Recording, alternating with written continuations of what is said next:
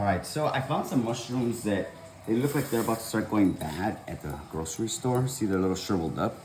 But this is okay. With mushrooms, you can still eat them. So don't be scared. This is actually even better because now they're getting dry.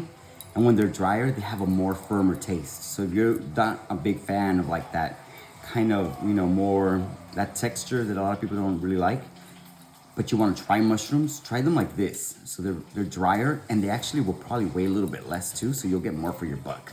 So I would buy these actually over the more fresh ones if I found these. And all you gotta do is, I'm gonna just use some oil. So I threw some onions in here with a couple of herbs. I got rosemary, I got some oregano because I really like that. And then I'm just gonna cut these up and I'm gonna let them soak in there and then finish them with a little sauce and they will be really delicious. I also found a portobello. They looked it looks like a little messed up. I cut off the stem. So the stem is very delicious. I would eat the stem all by itself. The stem has a different texture than the rest of the mushroom. So if you want a more meaty taste, get this. Don't ever throw this away. I don't even wash my mushrooms. I know you're supposed to wash. You're not really supposed to wash mushrooms from what I understood. I've never washed them before. But you can tap them down a little bit with a little paper towel. Don't take too much of this because there's flavor in this. The gills have flavor too. Some people take the gills out.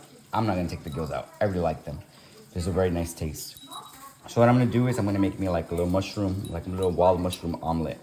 So I have all these different parts and you gotta cook them separately. Don't cook them all together. So cook them separately and you can actually put different flavors in each texture or in each type of mushroom and then bring them together at the end. As long as the flavors are all, coincide. So I'm using some dry peppers, I'm using some serranos.